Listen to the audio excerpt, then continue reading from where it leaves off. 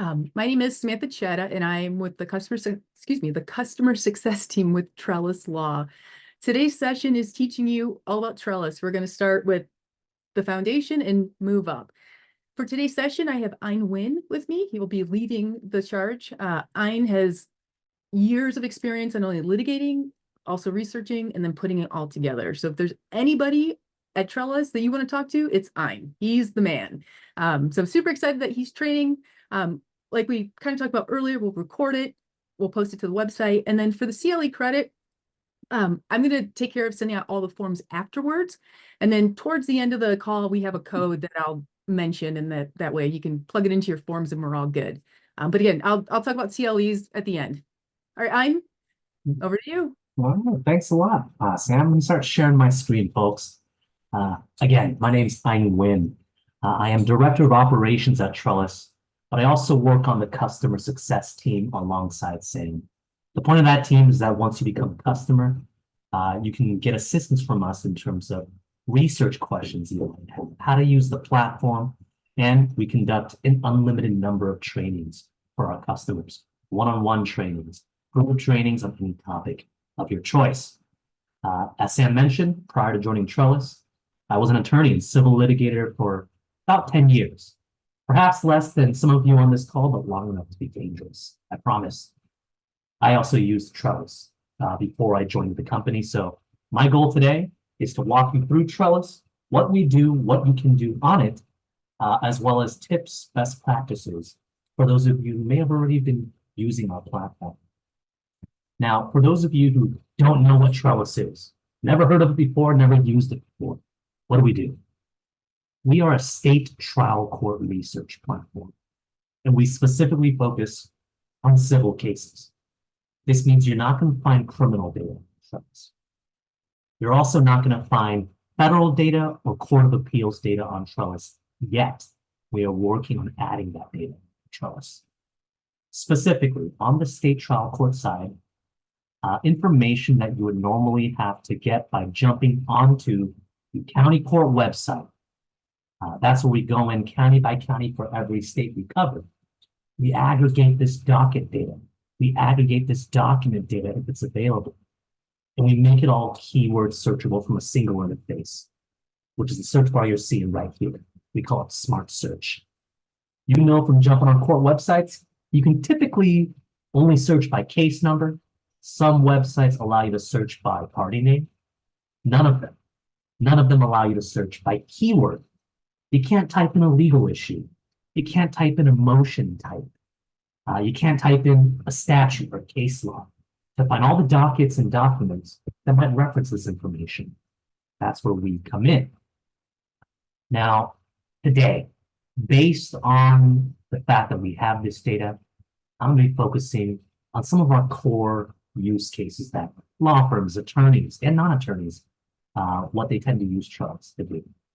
Specifically, we're going to go over judge searching, get to know your judge, look into their rulings, look into their analytics. We're going to go over searching law firms and attorneys, as well as the litigants themselves, plaintiffs and defendants. We're going to touch on motion research. And along those lines, other strategic use cases for Trellis due to the fact that we can search the body and text of filed documents, meaning you can dig into expert witness data, settlement information to the extent that was divulged to the court, arbitration data, verdict data. And along the way, I'm going to walk through all the different bells and whistles of Trellis, including setting alerts, getting notified of certain filings or updates to your case. We'll try to leave some time at the end for Q&A, and know that if you send a question via this Zoom chat, I'm not going to be able to see it. I'm going to be sharing my screen, but don't worry, towards the end of the training, we'll be able to address any questions you folks might have. Now, before I jump into all these strategic use cases, let's start with the simplest search you can run on Trellis, the one that you already do on court websites, which is looking up cases that you were involved in based on case number. Here is a case number for a San Francisco Superior Court case. All I have to do is pop it into the search bar and make sure that I have the right state selected in the jurisdiction dropdown. So California, or run that search. My case is going to pop up here under the Dockets tab. Let me open up that case, and I want to point out the reason why you might want to look up your own case on Trellis is that you can set an alert on this case. You see this button underneath the case name? It says track case changes. If I click that button, it is setting an alert on this docket. Anytime there's an update to this case, typically a new case file, right? We're going to send you an email with a link to the docket. That email is also going to have a little preview of what changed, typically in your file. So you can be notified of any update to your case, potentially before you're even served with the document. Now, when I set an alert, I get this pop-up, and there's an option to click Add Other Recipients. I click that button, I can add other email addresses, other folks to receive these alert emails. I can also click Exclude Myself, so I don't receive these emails, only they do. So if you folks are attorneys, solo practitioners, etc., you can have your paralegals and secretaries set this up for you, or you can set this up for them to notify you of important changes to your case. While we're on this docket, I want to show you around what a docket looks like on Trellis. We have a case details section, all the details provided by the court, but we're going to try to layer on some additional information and hopefully make the entire docket easier for you to navigate compared to the court website. So for example, under case details, current judge in this case is Ethan Schulman, but we're showing you the prior judges in the case as well, here under the other judges on this case here. That isn't typically provided by the court. There's links to the judges' names here. I'll show you what that does in a little bit, but essentially that allows you to jump onto the judge's dashboard and learn a lot more about your judge. For cases where we already have the full complaint in the case, you might also see this case complaint summary area where we're summarizing the causes of action. We're summarizing the complaint, what's going on in this case. Now, this serves two purposes. Number one, when you land on this docket, might not be your docket, you can immediately learn about the case. What does it involve? It also makes this docket more searchable. All of the text in this field is searchable. There's a lot of words here, a lot of specific issues here. So if I search the phrase operating agreement, this case is going to pop up. If I scroll down a little bit, I'm going to see the parties section of the document. And we're going to list the parties exactly the way the court lists the parties. And every single court's different in the way they treat this area, particularly when it comes to counsel or the litigants. Some courts only list an individual attorney's name, no reference to the law firm. Other courts only list the law firm, no reference to the individual attorneys involved in the case. We list them the way the court lists them. Okay? Let me jump down to the docket events, the real meat of this document. When I jump down, I'm going to see the docket entries. Key difference, though, compared to the court website, we have a filter bar right above the docket entries. I can type in words or numbers here and capture docket entry descriptions, as well as the date field.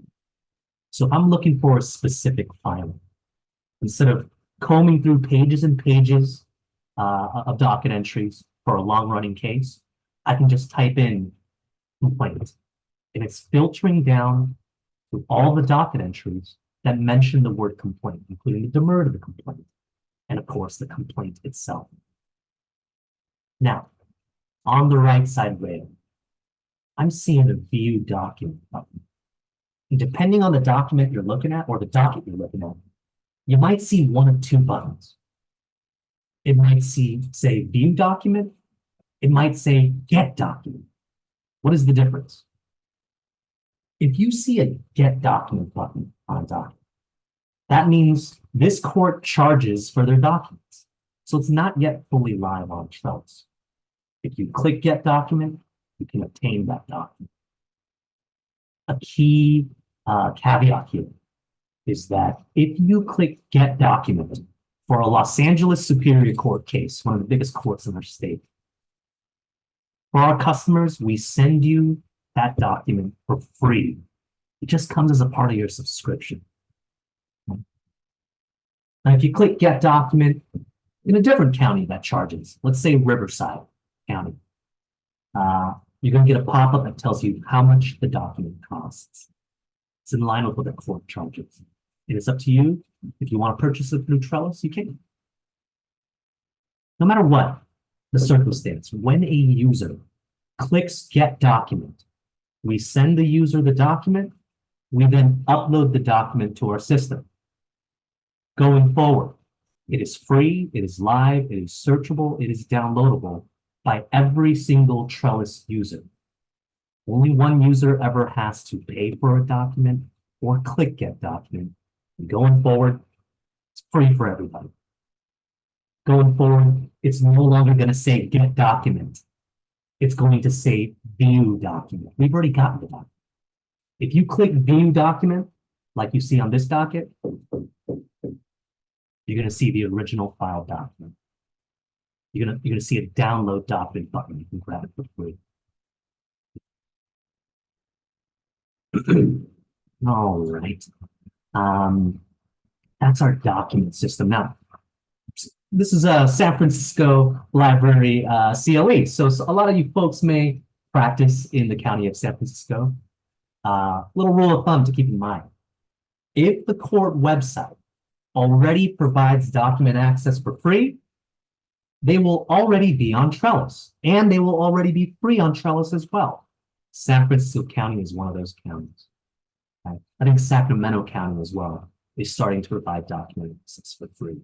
Good on them.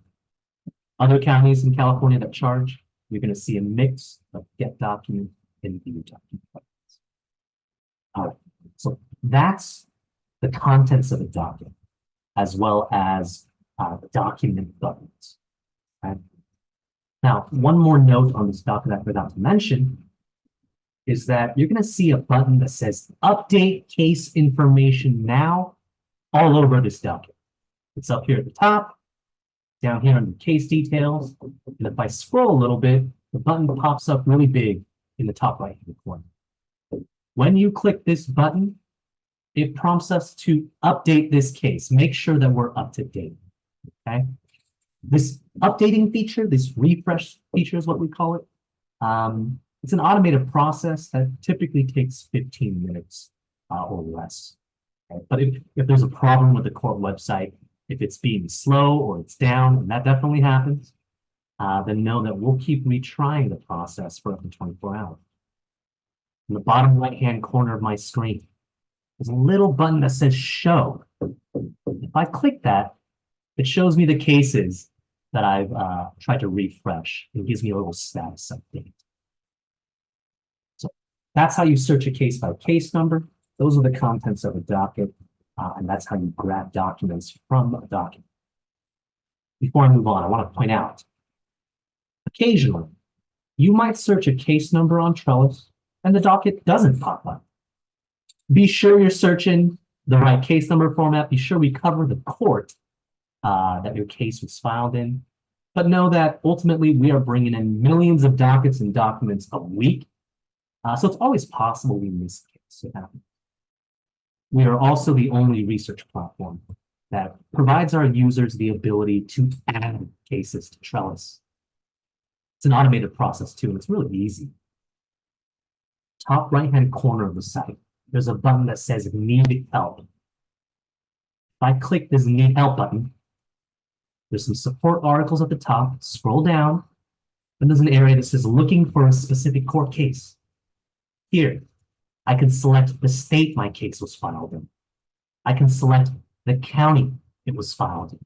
I can input the case number and click Submit. Automated process. Our system is going to add this case to Trellis and send you an email when it's been added. Link to the docket in the email. Because this is an automated process, again, typically takes 15 minutes or less. If the court website's down, we'll keep retrying the process. While we're on this Need Help page, there's a contact us form. And if you select research questions, that goes to the customer success team that Sam and I are on. We're a team of Trellis professionals, Trellis experts. You have a research question you need help digging in, you can contact us here and we'll respond pretty quickly. Okay.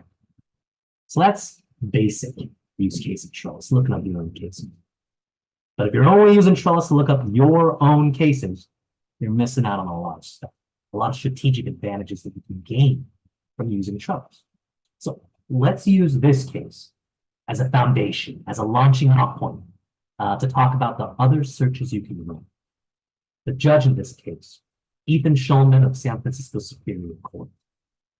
The parties in this case, plaintiff is Sequoia Energy, they're the key plaintiff here, and multiple defendants, but the big one is Western White Pine Holdings. We're going to run some judge searches and some party searches involving them. Counsel in this case, Withers Bergman is counsel for plaintiff. Various attorneys from Withers involved here. For defendant, Aiken, Gump, Strauss, Howard, and Feld. Mouthful. I'm going to show you searches regarding them too. And a little bit of info on this case that you can glean from this case complaint summary. This is at its core a breach of contract case. Other causes of action too: breach of fiduciary duty, breach of implied covenant of good faith, and fair dealing.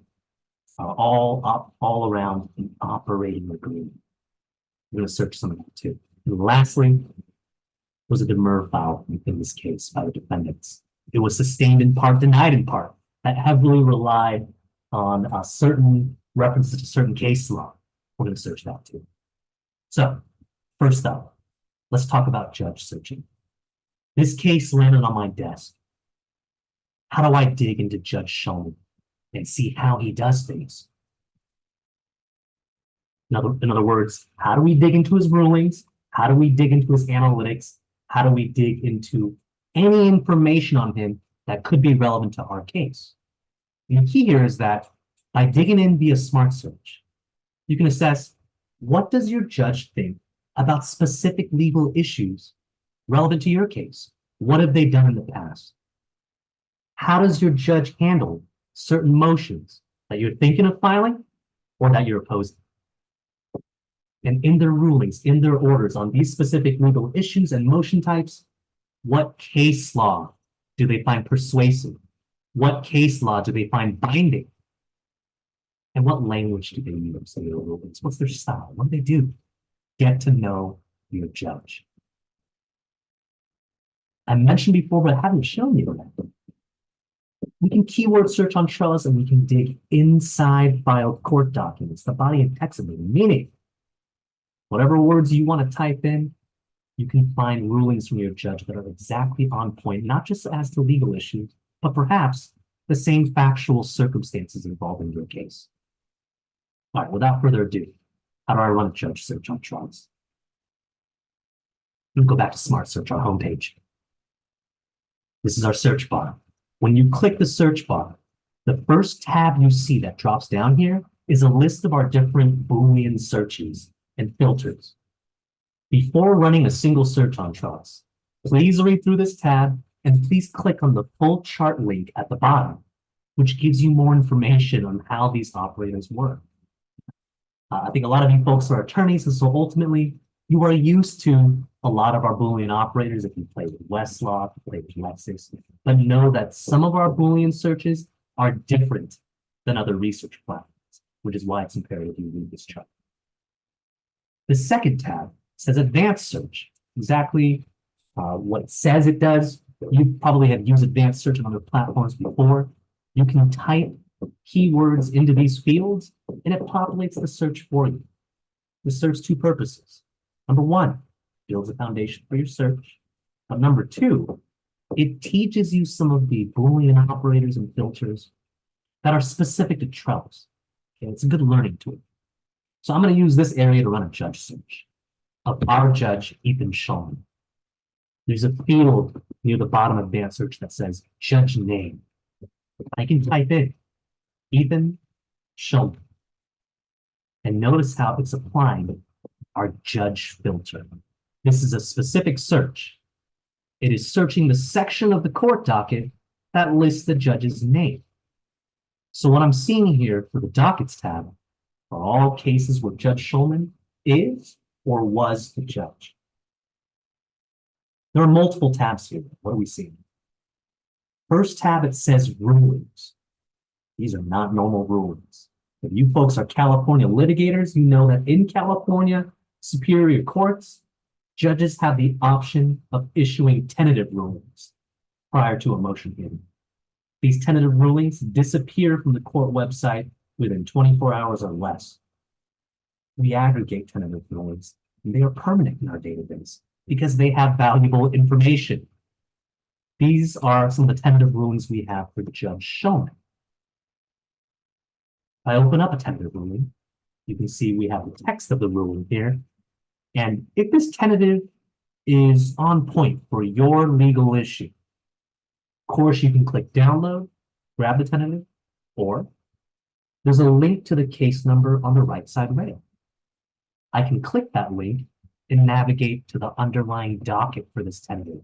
I can look at the motions that were filed. I can look at and assess whether there was a final ruling that differed from this tentative. Dockets tab, these are cases where Judge Schulman was involved. Because we're dealing with dockets, cases, we have docket-specific filters. On the left side rail, you might see practice area filters.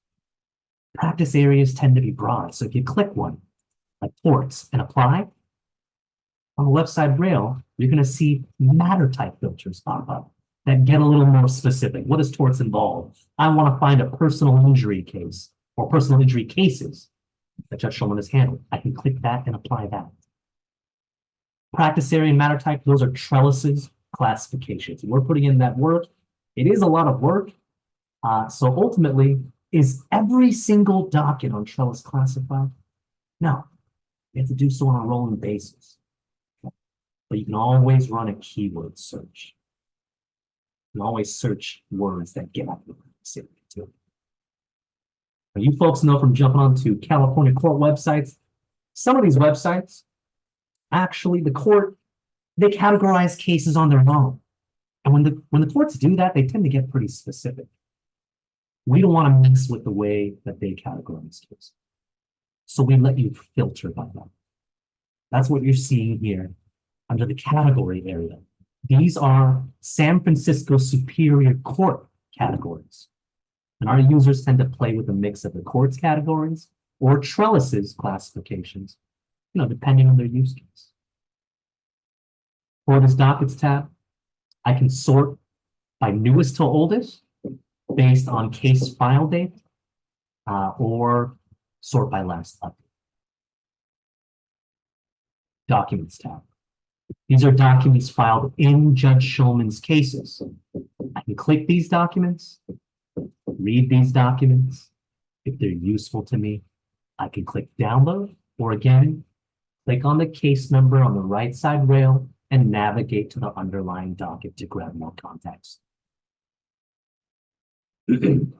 Because we're dealing with documents, we have document-specific filters.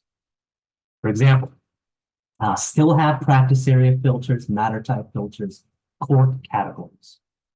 But now we have motion type filters. Now we have what we call entry type filters.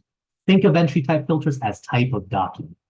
I want to find Judge Schulman's orders. Type that in and apply. I'm looking for motions filed before Judge Schulman. Type that in and apply that. Complaints, declarations, etc., etc. You can filter by that. Again, all of those filters, those are Trellis. Take a lot of work. So if a document you're interested in isn't classified under these buckets, so we haven't gotten to it yet, don't worry. It's a matter of just typing in keywords up top that get at the document type. To that end, why don't we very quickly get more specific here?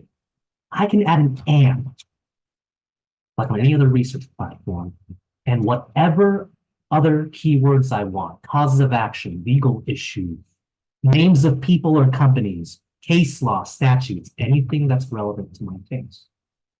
For example, if I type in breach of contract, now at the docket level, every one of these dockets involves Judge Shulman, and they all have the phrase breach of contract somewhere on the docket. Documents tab, all of these documents were filed in cases where Judge Shulman was the judge, and we're searching the body and text of them. Every one of them mentioned the phrase breach of contract. Hopefully you can use your imagination to keep adding ands and more specifics. Now, I promised you that I would show you what happens when you click on a link to a judge's name. That leads you to the judge's dashboard. Now, on the dashboard, at bare minimum, you're always going to see a biography tab. We collect all the info on this judge that's available on the internet. Their career history, their education history, their political affiliation, if we can find it. Get to know your judge. If we have an update on a judge, you're also going to see the following 4 tabs, analytics tabs. If I click at a glance, this is a zoomed out view of my judge. How many active cases do we have? How long do these cases run for? Here in this tab and in other tabs, we're always going to try to give you context. I'm going to show you the judges' metrics. Then we're going to show you metrics for all other judges in their court/county and all other judges in their state, so you can assess where they're an outlier. At the bottom of the at a glance tab, I love this area. We call this case practice area breakdown. What types of cases has this judge historically heard? Again, these practice areas, they tend to be broad. So if I click on one like torts, which form 14% of his caseload, on the right side, we're populating matter types that break down this 14% piece of it. In the prior practice, I use the bio tab and the at a glance tab, case practice area breakdown, to assess how well versed is my judge in my case type. How much educating do I have to do for this judge from the start of the case? Do I have to walk through everything A, B, C? Next tab, motions tab. You're going to find motions on the left side rail and a filter to play with to find the motion you're interested in. Right now, we're on demur. And what we are seeing are Judge Shulman's grant denial rates with regards to the demurs and context. What about other judges in their county? What about other judges in their state? If you want to get more specific, I want to see demurs regarding this case, that case involving these facts. That's what smart search is for. You start here, get a broad understanding, then dig in, be a smart search. Next tab, outcomes. How are Judge Shulman's cases getting disposed of? Are they ending? What's going on? This is defaulting to all case types, so I can see what percentage of his cases and how many of them are going to trial versus getting removed to federal court. But notice that on the left side rail, I can drill down by practice area and by matter type to get more specific. Lastly, case milestones. Timing analysis. How long are cases lasting before this judge? How long is it taking them to get to trial? This is defaulting to all case types, but again, I can click on a specific practice area and matter type and drill down more specifically. You folks might find all kinds of interesting use cases for our judge analytics. Personally, when I was practicing, I liked using our judge analytics dashboard to set my clients' expectations. A lot of clients would complain that cases take too long. They're not attorneys, they don't know. Cases can go for a while. So I would check the milestones tab. And if the data suited me, if the numbers suited me, then I would show my client this dashboard, show them a report of this to back up my words. Same thing in terms of outcomes. A lot of times you might have clients who think they have a winner. Most clients think they have a winner. So appropriately set their expectations of what could happen in this case You can check out that Outcomes tab and use it if it suits your point. Now, ultimately, there is a button at the top right-hand corner here, Generate Report. If I click that button, I can pick and choose what I want to display in a report. I don't need the bio. I already know this, judge. Toggle on. I only want to see analytics for a specific motion type. Add it. I only want to see outcomes and milestones for a particular practice area. Add those. And at the bottom, click Generate. It's going to spit out a PDF report for you to share with other folks at your firm, to share with your clients. Little segue there. That's what happens when you click on a judge name. Okay? That's judge searching in a nutshell. Now, ultimately, as I mentioned earlier, keep adding ands and more keywords relevant to your case, or use the search within function on the left side rail. You folks probably have played with that before on other research platforms. For ours, we can run search within an unlimited number of times, unlike listing. So, for example, all right, I'm looking at Judge Schulman's breach of contract cases. Has he ever dealt specifically with an operating agreement? Let's find out. Let's test. Run that search. Filtering down for me. Okay, interesting. In these cases involving operating agreement and breach of contract, just like the case we were looking at before, were there demurs filed? Notice how there are two filters active on the website. Right? If I change my mind as to one of them, I can close it out. Or I can click clear and clear them all at the same time, giving me flexibility. All right, that's judge searching in a nutshell. Next up, let's talk about counsel searching and party searching. Let's start with searching. Well, let's do both. Like, why? What can you do with Trellis in terms of looking them up? Why would you want to look them? You can assess how many cases they have and the types of cases they have. If you're dealing with a motion, you're opposing the motion, get ahead of them. What might their reply argue? You can see their past filings. What kind of case law do they rely on? How do they analyze that case law? How persuasive are they? Has my judge dealt with my opposing counsel or opposing party before on an exact same issue? And how did my judge handle it? How do their cases run? When do they settle? What kind of motion work do they engage in? How often do their cases go to trial?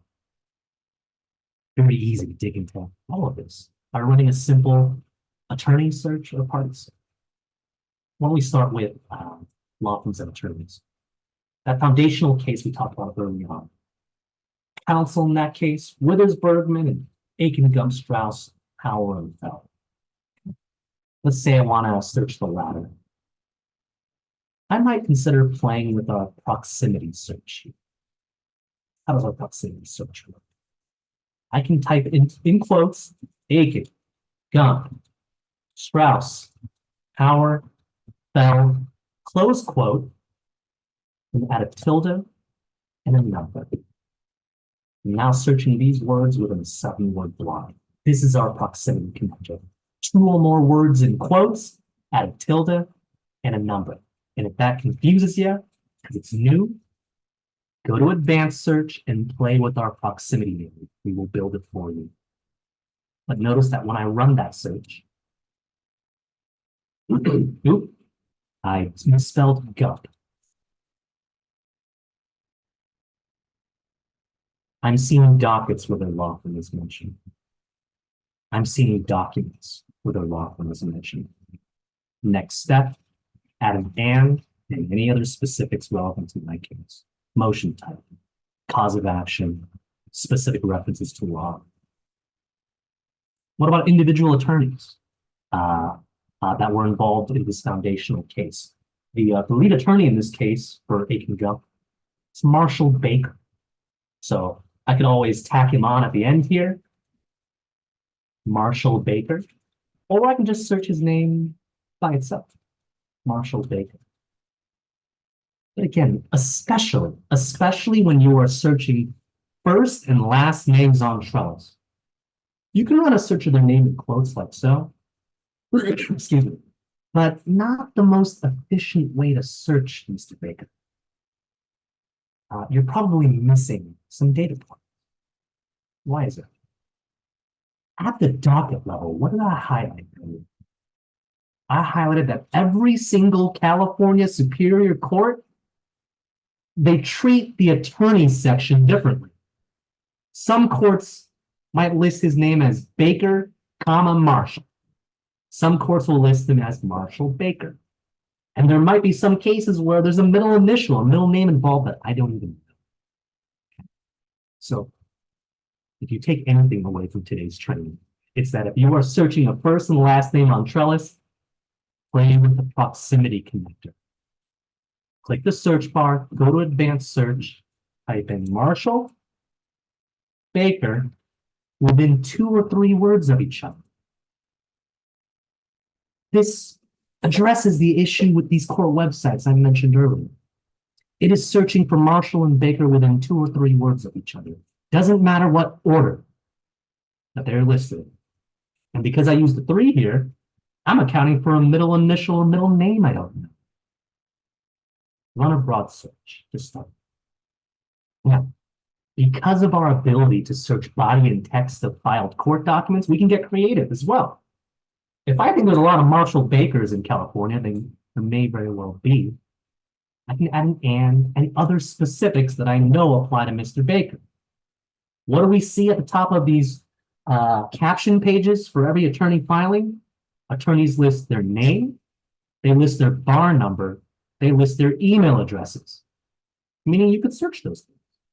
So if I added an and Mr. Baker's bar number that I found on the either the California State Bar website or in his actual filings, I can get more specific there.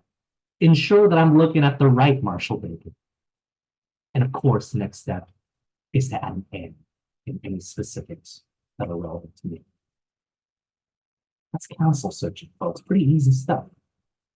What about plaintiffs and defendants, the actual litigants? I'll give you 2 ways to search them, depending on your use case. First way is the most obvious way. Just search them. In the case we were looking at, the defendant was Western White Pine Holdings, right?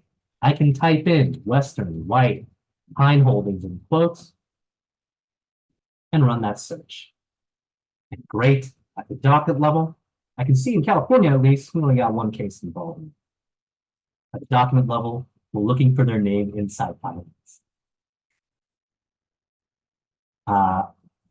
Let's say I'm searching, though, an entity that has a lot of cases. Right? Let's say I searched Bank of America. Oh boy, a lot of data here. And maybe some alarm bells are ringing above some of your heads. Right? Some of you may be thinking, wait a second, Hein. The Documents tab, I'm interested in finding cases where Bank of America is the actual litigant. And documents-wise, I might see a lot of documents here that are irrelevant to me because the phrase Bank of America can show up in all kinds of documents, in the form of bank statements attached as exhibits to declarations, right? So we do give you a more specific way to search plaintiff and defendant, and that is to apply our party filter. I showed you the judge filter earlier. Specific search, searching the area that lists the judge's name. But we have a party filter. That party filter only searches the party section of the document. That's it. Let's go to advanced search. I can type in Bank of America here under party, and all of these fields apply the party filter. If I run that search, this is now a more specific search. Only seeing data where they are specifically listed in the parties section. Up to you what method you want to use. Generally speaking, I start with the broader search, just in quotes or proximity. Survey what I'm seeing. All right, too much data, too much irrelevant data. I might then jump to party searching. And there are circumstances where when you're searching a first and last name or a company where you definitely want to start with the broadest search because, for example, in terms of individual litigants, you might be very interested in cases where they weren't a party, but they were involved. Perhaps they were subpoenaed. Perhaps they testified as witnesses in a trial in which they weren't the parties. So start broad and then narrow it. Now, let's go back to our whole search. Let's say you were defending Western White Pine Penguins in this case that we've been talking about. All right, great. I searched them. Thankfully, they have no prior cases that I don't know about that they didn't tell me about. So look at the button underneath the search bar. It says track new cases. If I click this button, I am now being notified of new cases involving them as a party. In other words, I can be notified anytime a new lawsuit they're involved in pops up on Trellis. And if they are my existing client or they are prospective client, I want their business, you could be notified of cases involving them potentially before they are served. You can reach out to them. You can call them to sell your service. This is what we call a topic alert. Before I clicked track, I could have first selected filters on the left side of the window and then clicked it.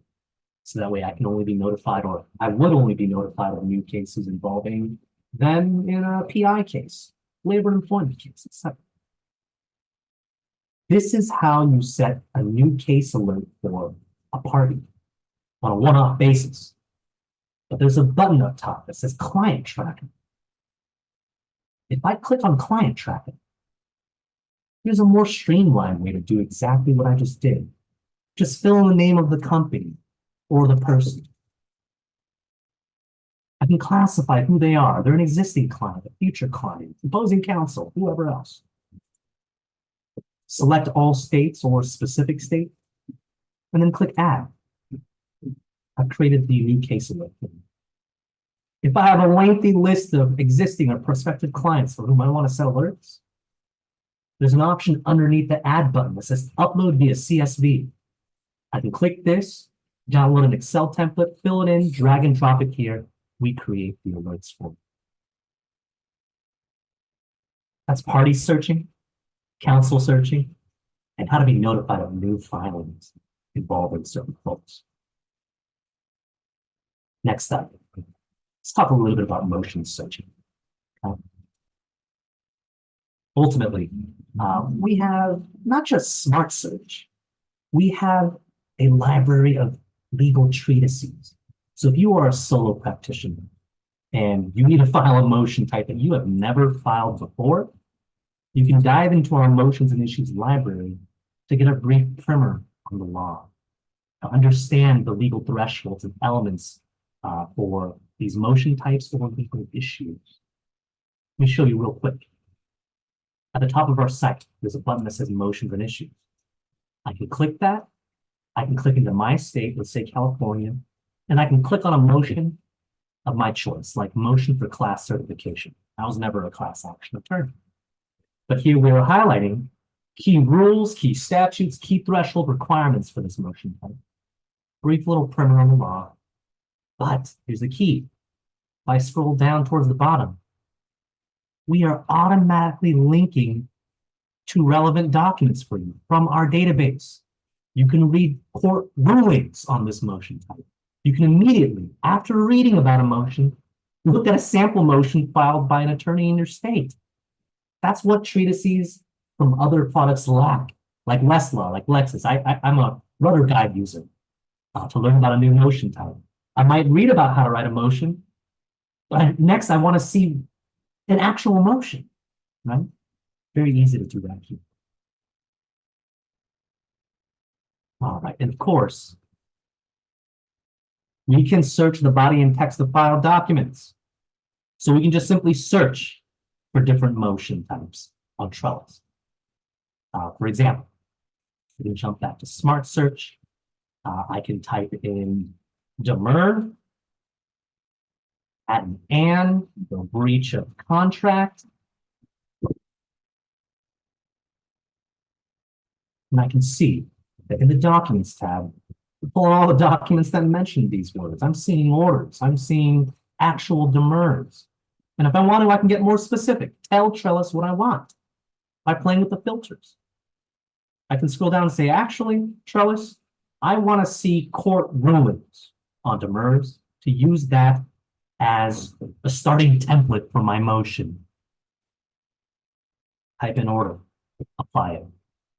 Actually, Trellis, I want to see only demurs, like actual motion filings, and use that as a starting point. Because I don't, my brief bank, my database of filings, that's limited. I want to use the entire state's filings, all other attorneys in my state as my own brief bank. It's fine. Type in the word motion, apply it. Look at only motion related documents. I can keep adding ends to add in specific facts, to add in specific laws, to add in my judge, to add in my opposing counsel, to dig in deeper. Pretty simple stuff here in terms of digging into motion documents. Okay. Now, relatedly, you can search the law on Trellis. It's a practical tool. You can see the way other attorneys and judges have discussed the law. What's our typical process on Westlaw and Lexis when we're dealing with a legal issue we're unfamiliar with? We're trying to find legal authorities to cite to. We jump on Westlaw or Lexis. We search an issue. We read through too much case law. Maybe 100 results, 150 results.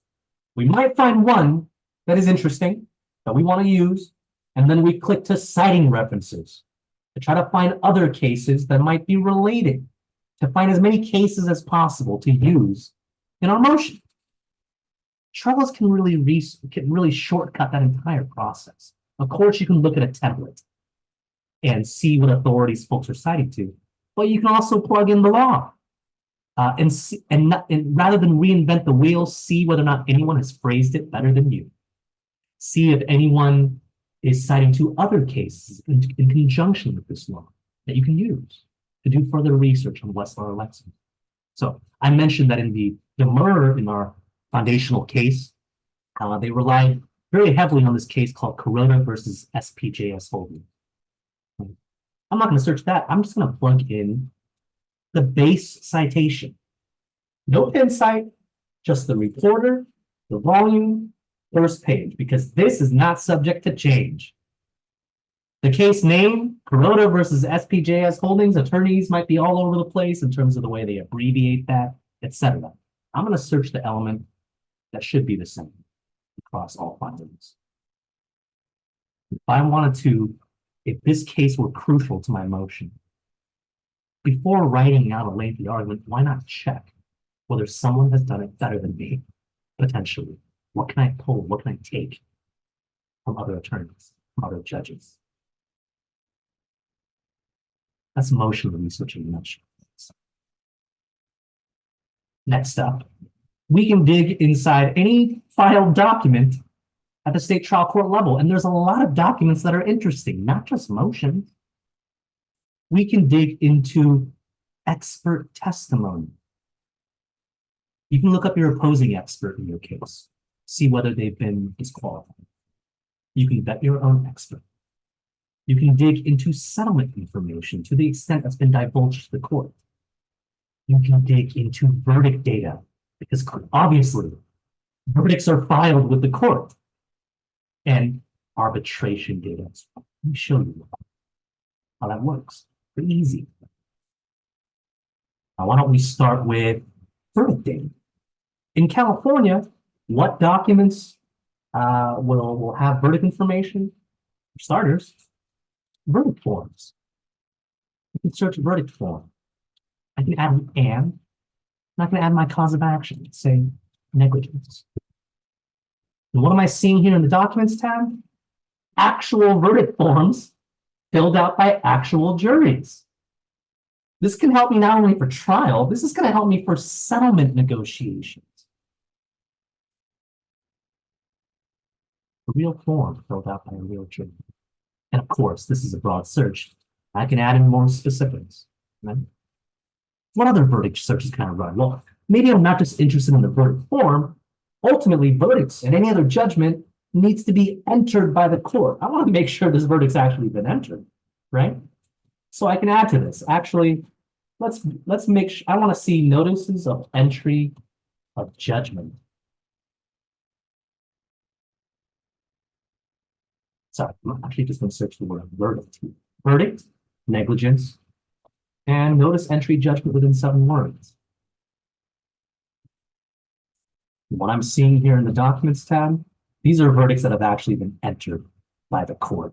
Gives me a little more security. But that's verdict information. And of course, I can also search jury instructions. Counsel files that file those at the court level. So you don't have to reinvent the wheel. See the way other jury instructions have been phrased. See what your judge has approved in the past. What more expert data? Vetting an expert or looking at your opposing expert. Just search their name using the tips I gave you earlier. Start with just a search of their name. For example, Stephen Nagelberg. Build a 2 or 3, right? Assess what you're seeing. Already, I am seeing documents that are pretty relevant to me. Motion to disqualify, etc. Too much to look through? Okay. Next step, add an and other words like their specialty. Orthopedic, right? He's an orthopedic surgeon. Oops, I spelled orthopedic. Notice here, when I typed out orthopedic, I used our root expander, an asterisk, not an exclamation point. So it's key that you read our going off the chart. Settlement data. Settlement data is usually confidential, right, per the settlement agreement. But sometimes the parties divulge settlement information to the court. It's just a matter of looking up documents that might do so. There are motion types that do that, such as if you're dealing with class action cases, motion for good faith settlement, or motion for approval of good faith settlement. In certain case types, motions for attorney's fees. To establish you're the prevailing party, you're going to divulge how much your client got out of settlement, right? Or notices of settlement, looking up dollar amounts. Lastly, arbitration data. Again, arbitration proceedings, usually confidential. But petitions to confirm or vacate arbitration awards will usually attach the ruling from the arbitrator. So search your arbitrator's name and see whether or not you can find prior rulings that are on point that were filed at the state trial level. All right, folks, got a few minutes left, so I want to go ahead and open things up to any questions that you might have.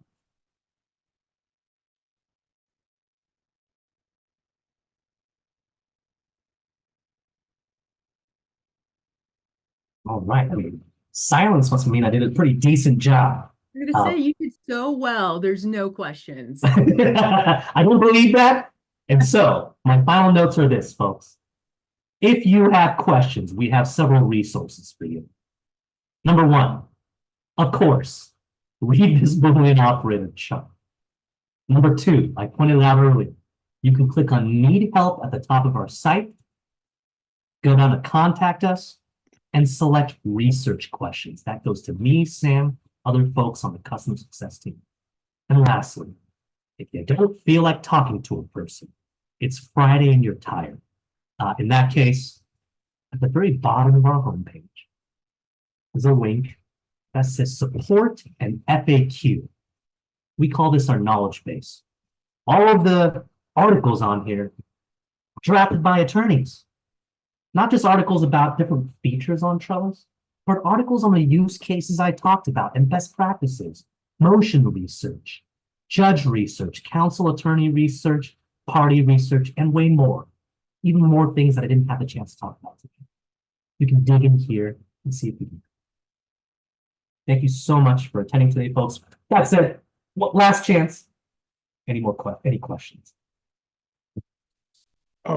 I just had one question. Thank you very much. It was so excellent. And one question for our patrons that may have been watching, that we, when these questions come up as far as setting alerts, that is something that is not available through our shared account, and I just wanted to make sure to, in case that was a little confusion on that. My apologies, Aaron. That's my oversight. Ultimately, some of the alert functionality that I showed you guys in terms of topic alerts, because an email must be sent to your account. Unfortunately, that's not something available to you folks. That said, that's okay. Hopefully, you're going to find value in all of the other features that I showed you and some of the ones I didn't have a chance to. So thank you for that. And by the way, bottom of the site, all this stuff's publicly available. If you want more information on what states and what courts we cover, click this state coverage link. We're going to tell you every state we cover. I think that number is 45 right now. And you can click into a specific state like California and see all the superior courts we cover, which is pretty much all of them. But check this out if you want more information. And lastly, thank you so much for attending today's training. Thank you again, Anh, and everybody for attending.